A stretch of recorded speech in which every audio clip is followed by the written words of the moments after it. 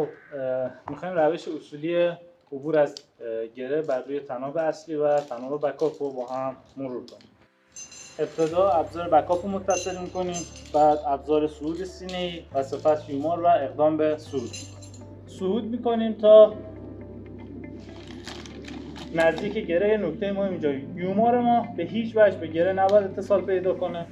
تمام صعود یه لاین اصلی خودمون هستیم، یه لاین پشتیبان و بکاپ داریم. اولویت انتقال با ابزار بکاپ و پشتیبان هستش. برای انتقال ابزار بکاپ وقتی ما قراره یه نقطه‌مون رو آزاد کنیم و از گره عبور بدیم، قبلش باید یه نقطه به خودمون متصل کنیم. اینجا ما از گره پروانه و گره خودحمایت زیر ابزار بکاپ میتونیم استفاده کنیم و با یک کارابین که از قبل همراه خودمون آوردیم به حلقه چست هارنسمون متصل میکنیم و پیچ رو میبندیم. خب ما یه نقطه اضافه کردیم، مجازیم که یه نقطه آزاد کنیم و از گره عبور بدیم.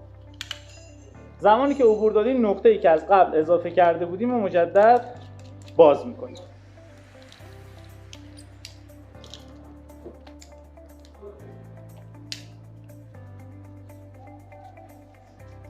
ابزار بکاپ انتقال پیدا کرد. حالا نوبت میرسه که خودمون از گره در لاین اصلیمون عبور کنیم.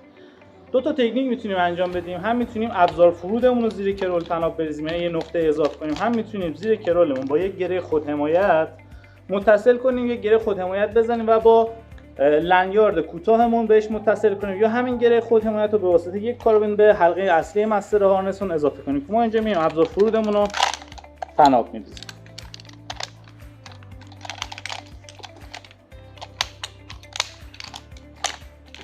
حالا من مجاز هستم یومارم رو به بالای گره انتقال. در این مرحله نوبت به عبور ابزار صعود سینه‌ای می‌رسیم. به چه صورت عبور می‌دیم؟ یه فضایی از گره تا ابزار یومار ما خالی است.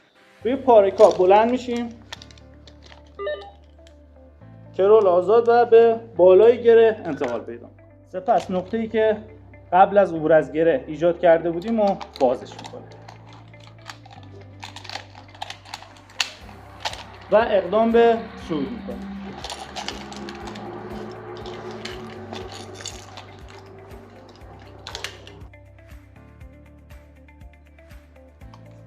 در هنگام فرود میریم تا گره به نزدیکی ابزار برسه. ابزار فرودمون رو قفل میکنیم. در زمان فرود ما ابتدا خودمون از گره عبور میکنیم، سپس ابزار بکاپمون عبور. در این مرحله یومار به بالای گره انتقال داده میشه و متصل میشه